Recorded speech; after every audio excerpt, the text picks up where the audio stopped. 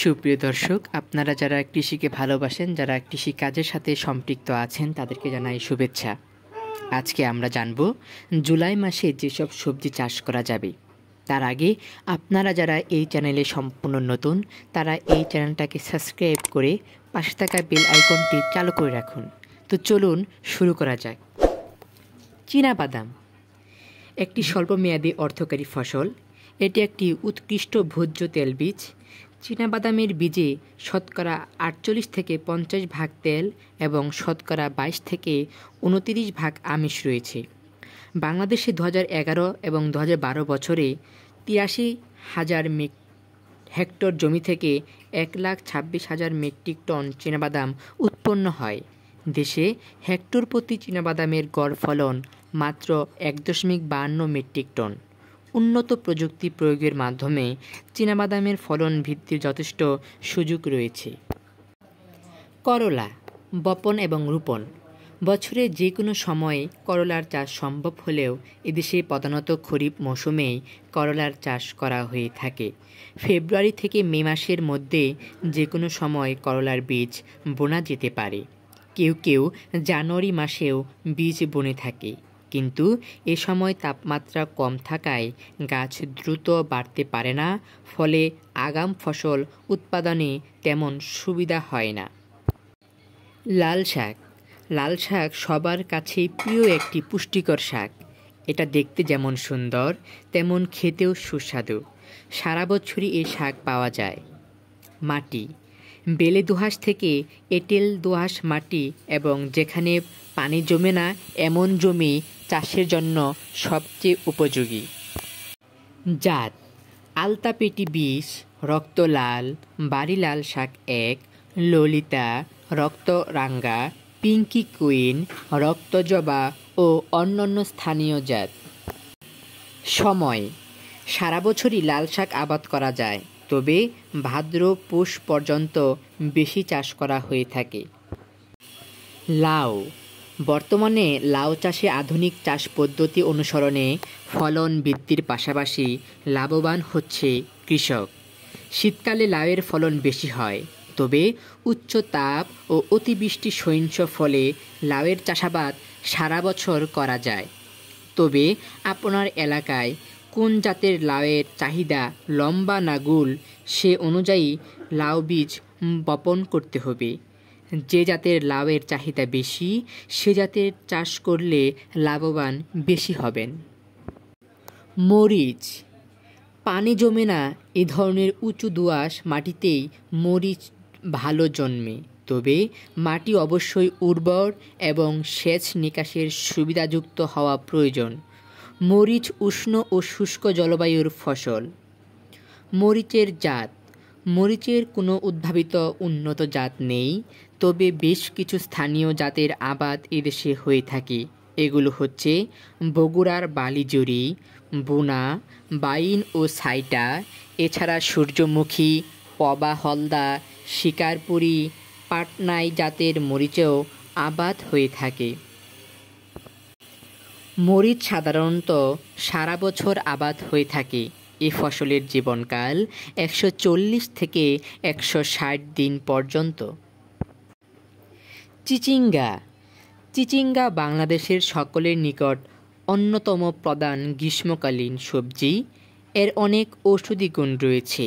চিচিঙ্গায় 100 ভাগ ভক্ষণযোগ্য অংশে 95 ভাগ পানি, 3.2 থেকে 3.7 গ্রাম শর্করা, 0.4 থেকে 0.7 গ্রাম আমিষ, 35 থেকে 40 মিলিগ্রাম ক্যালসিয়াম, 0 থেকে 7 মিলিগ্রাম লৌহ এবং 5 থেকে 8 মিলিগ্রাম খাদ্যপ্রাণ সি রয়েছে। পেঁপে পাকা পেঁপে ভিটামিন এ সমৃদ্ধ একটি ফল। কাঁচা পেঁপেতে প্রচুর পরিমাণে পেপেইন নামক হজমকারী দ্রব্য থাকে। উপযুক্ত জমি ও মাটি। উঁচু ও মাঝারি উঁচু জমি ভালো। ঝিঙ্গা চাষ পদ্ধতি। ঝিঙ্গা চাষে সেচ ও নিকাশের উত্তম সুবিধাযুক্ত এবং পর্যাপ্ত সূর্যালোক প্রায় এমন জমি নির্বাচন করতে হবে। একই গাছের শিকড় বৃদ্ধির জন্য জমি এবং গর্ত উত্তমরূপে তৈরি করতে হয়। এজন্য জমিকে প্রথমে ভালোভাবে চাষ ও মই দিয়ে এমনভাবে তৈরি করতে হবে যেন জমিতে কোনো বড় ঢিলা এবং আগাছা না থাকে। বেডের উচ্চতা হবে 15 থেকে 20 সেমি। পুঁই শাক চারা রোপণের জন্য সারি থেকে সারি 1 মিটার এবং প্রতি সারিতে 50 সেন্টিমিটার দূরে দূরে চারা রোপণ করতে হয়। ইউরিয়া ছাড়া সব সারি জমি তৈরির সময় প্রয়োগ করতে হবে। চারার বয়স 10 থেকে 12 দিন হলে ইউরিয়া সার প্রথম কিস্তি 30 থেকে 40 দিন পর এবং প্রথমবার ফলন তোলার পর বাকি 2 কিস্তি এই মোট 3 কিস্তিতে উপরই প্রয়োগ করতে হয়।